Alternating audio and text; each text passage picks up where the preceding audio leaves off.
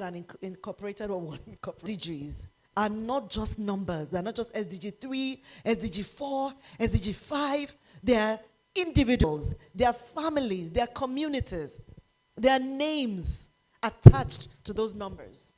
Real people with real challenges, real communities with real challenges. And I love the lady who came up from Aba. Thank you very much for what you do. Someone gave her that room by maybe putting her in a corner that was too tight, and she's like, no, I'm breaking.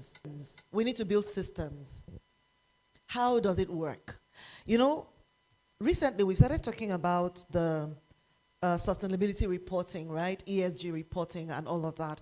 And it's going to be mandatory from 2028. And the question that we ask is, what are you going to do with this information? What exactly are you going to do with it?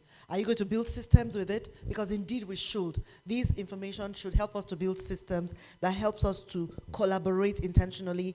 Who has had a bad experience with collaboration in the room? Ah, yeah, I see you. I see you. So have I. So have we.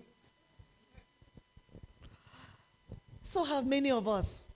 What are the major challenges that we find from my experience? You know, I'm sure I'll speak to your experience as well. What are the main challenges that we have with that?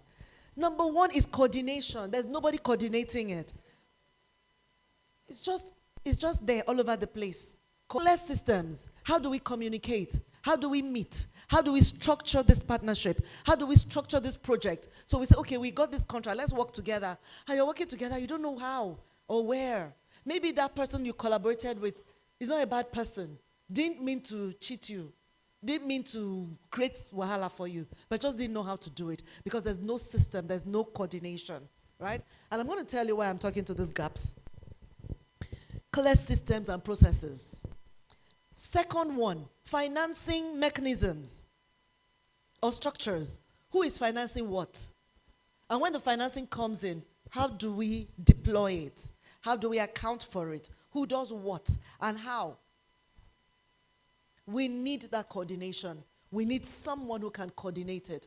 We need to be deliberate and intentional about creating that system and ensuring that there is proper coordination.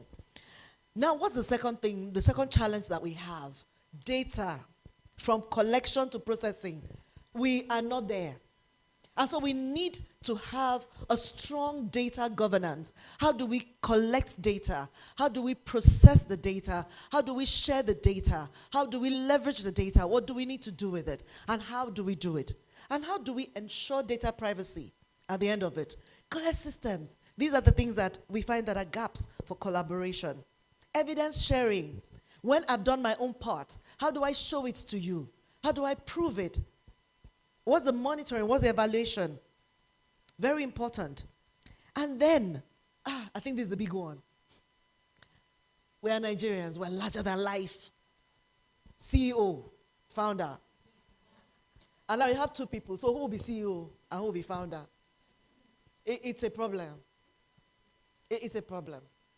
But if we understand that that CEO, founder, is only as strong as the impact that you make, then this is very important. We must set and establish a structure for shared leadership. Shared leadership is possible. Please say with me, shared leadership is possible. Let's say it again. Very possible. You just need to create structures around it. You know, I've had friends who come to me and say, and some of my mentees, they come to me and say, oh, I want to go into a partnership with this person. I say, where is your structure? So he's my very good friend. I say, I don't care.